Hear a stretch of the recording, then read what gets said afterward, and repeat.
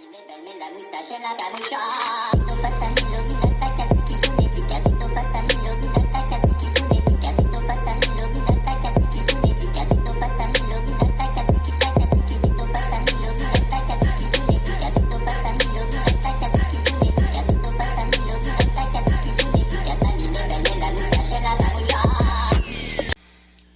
What's going on? This is your man John Fortune, your host of the Frustrated Fans Sports Show, and today is the first day of where the sports show actually takes a pivot.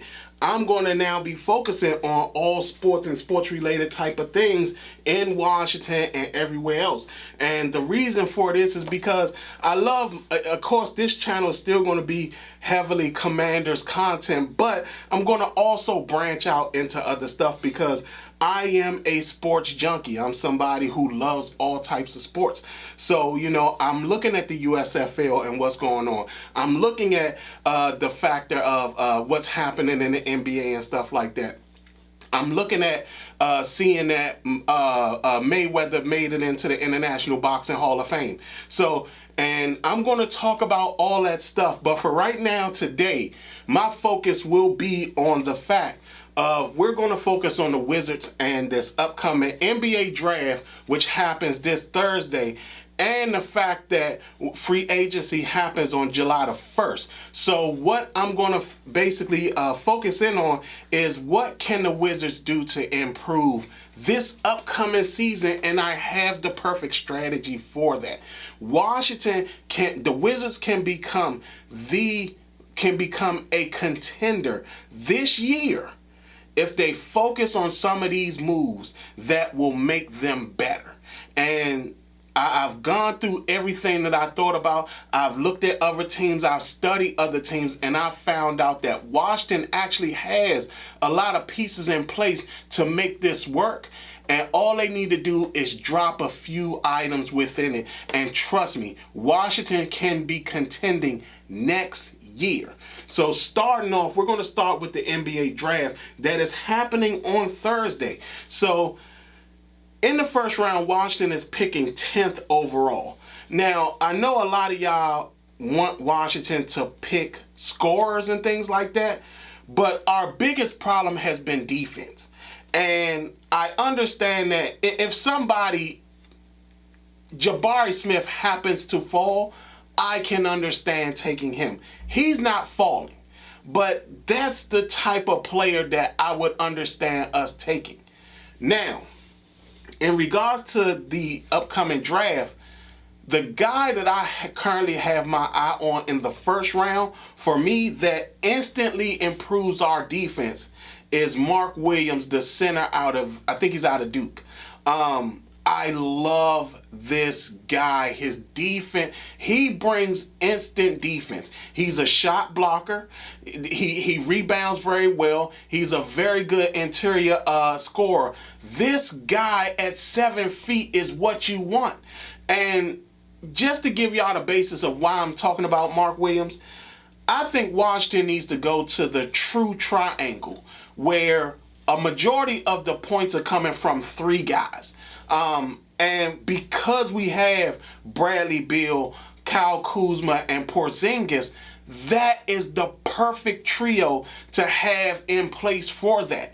And for me, now it's time to focus on basically having role players around that thing. Now, a lot of y'all may say, John, why do you feel the true triangle? Because if you pay attention to teams like Golden State, right, they technically run a triangle. The thing that makes them different is that their three-point specialist is also a part of the triangle. And Stephen Curry and also Klay Thompson. So with them two being true three-point shooters, it makes it easier for Golden State. So we have to actually build ourselves to be that true triangle, and we have the pieces in place for that. So for me, a piece that you add is Mark Williams. He brings the defense immediately, and he improves your team defensively. He also improves your rebounding, which is something that we struggle with as well. So to be quite honest, honest, Mark Williams for me is the guy. If you want something that's going to pan out, because again,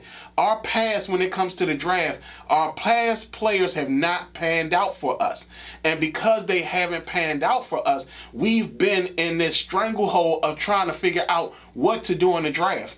This guy, Mark Williams, is the perfect fit. You go to this true triangle, you get this guy who blocks shots, he sits up there, he rebounds, he's good when it comes to getting the ball off the glass and scoring. You want a guy like this. And for me, I like him. He's also a very good off the ball defender. Now, his problem is the pick and roll, but that's something to me that you can learn. You know, like him learning the pick and roll and going to the basket will be great for him. But again, you go to that true triangle, you won't have to worry about having him develop very quickly. You can slowly bring him along. So for me, in the first round, I would take Mark Williams, Duke center, the Duke center. In the second round, we need to focus on shooters and a guy that can develop into being into the triangle at some point in his career. And that, for me, it brings down to 3 guys. So for me, in the second round, I like the guy out of Georgetown, Caden Rice. He is a 3-point guy. Now, he's not a all-around scorer, but he can score the ball. And for me, I feel that he has that talent, especially at 6'7". I think he's a little older, but he's at 6'7". And for me, you can eventually develop him into being within that triangle offense that you're going to need. He's also a very solid defender, which is something that, again, Washington has struggled with defense, and this guy helps that immediately. So for me, we have to focus on that. And Caden Rice, to me, is a good fit. He's a guy that you can develop. He shoots the ball very well from 3-point range. I mean, he fills the hole up. But again, he's a guy you can develop into that and become a key piece into the triangle, and that will propel your team a little bit further. Another guy to look at in the second round is Kellen Grady, the point guard or guard out of Kentucky. He's another one that I love. He's a 3-point specialist guy. Not only that, he actually fills 2 roles in this triangle offense. He can be a point guard and he can be your 3-point specialist as well. He's that good and that accurate from 3-point range. Not only that, he understands that he has to facilitate as well. So for me, again, you bring in a guy like that, you get the shooting that you need, you get that consistent shooting, because that's another thing. Washington has scorers, they just don't score consistently. And because they don't do that, you basically hinder the team often. These guys are guys that actually shoot consistently. So for me, Kellen Grady, he's another guy to look at. Last but not least, in the second round, a guy that I feel that you should look at, and to me is one of the guys that might be something special for a team that picks him up. And that guy is Sasha Stefanovic. He's the one who played with Jaden Ivey in Purdue. And this guy can shoot you back into the game.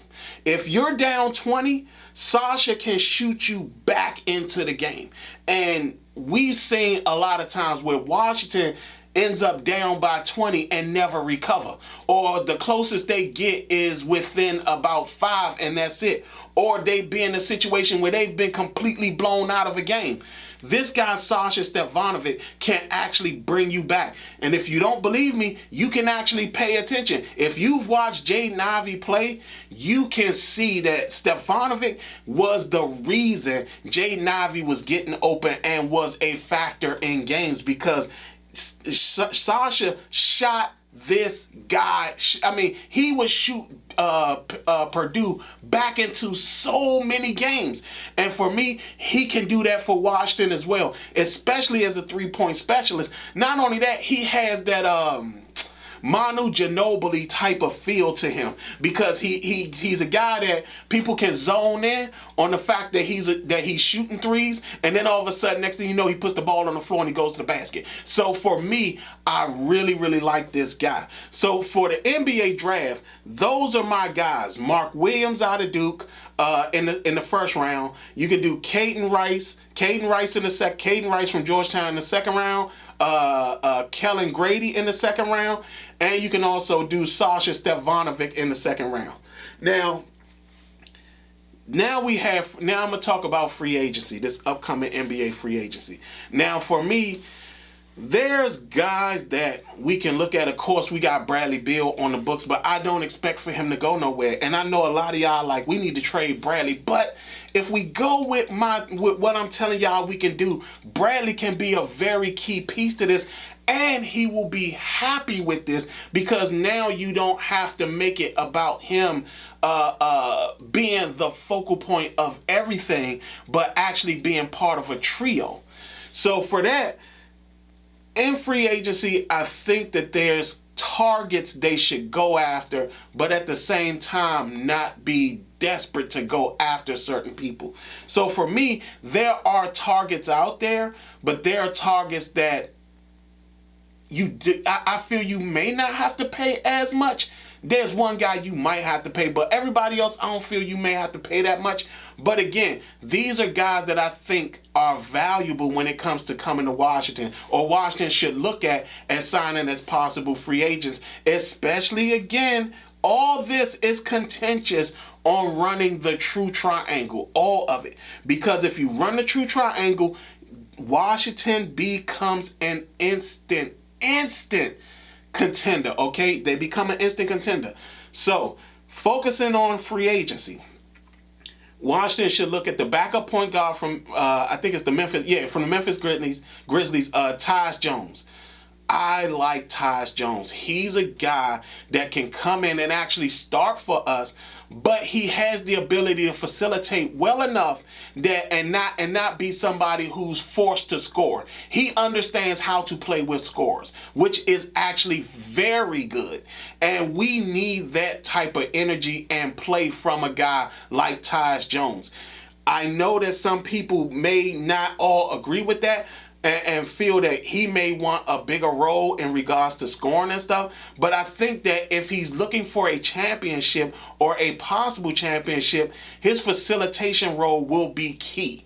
And to me, I feel that he's a very good fit in free agency. Next is Gary Payton II. With him playing in Golden State that runs a similar triangle offense, even though they're, like I said, their three-point specialists are in fact a part of the triangle. But the fact that Gary Payton II has already played within that system and understands his role within that system, he would be a perfect fit at point guard for us, because again, he already knows what his role is. And again, if they go and run this triangle, you talking about you need role players, you need guys who know their jobs. And again, he's a guy that knows his job, and he's one that you're going to want to do just that very thing. He's very good at distributing. He's not as good as you want him to be in regards to distributing, but he does a very good job in getting the ball to the scorers. So that is something that you desperately want, especially if you go with the 7-footer out of Duke in the first round, and he's a lob guy. So you can definitely do a lot of things with that. The last but not least is a guy that I know a lot of y'all may be like, you've lost your mind. A lot of y'all may sit up here and say, are you crazy? A lot of y'all may sit up here and say, that's stupid. But I feel that when you think about this guy, he's probably a very good fit for this. And that guy is John Wall. Hold it. Let me explain. If you can convince John Wall to come in and take a facilitator's role, understand you get the perfect complement when it comes to interchangeable piece in regards to the triangle. He comes in, he becomes a facilitator. If at any point Bradley Beal goes down, Kyle Kuzma goes down, Porzingis goes down, because again, we know Porzingis and his injury history, either one of those three go down, John Wall can then be incorporated into the triangle offense and be a legitimate starter in that offense. Now, again, I know a lot of y'all are going to be like, John, but man, we haven't, him and Bradley didn't have a but understand this, it was because they were the scorers together. But if John Wall, after a year of basically languishing in Houston, can understand to be the facilitator, and then if anything happens to that trio of Porzingis, Beal, and Kuzma, that he can then be added into the triangle and be somebody who can score for us in that triangle, we're talking about we have the perfect complement in that triangle offense. Because again, you want somebody who's able to basically transition in and out of the triangle and at the same time become a valuable piece. So say there's a night where Bradley Beal, Kuzma, and Porzingis are all off. John Wall can pick that up. They can do an interchange. Take Bradley out for a minute, bring John in, let him then now run the triangle. Or you can take Kuzma out, let John in, run the triangle.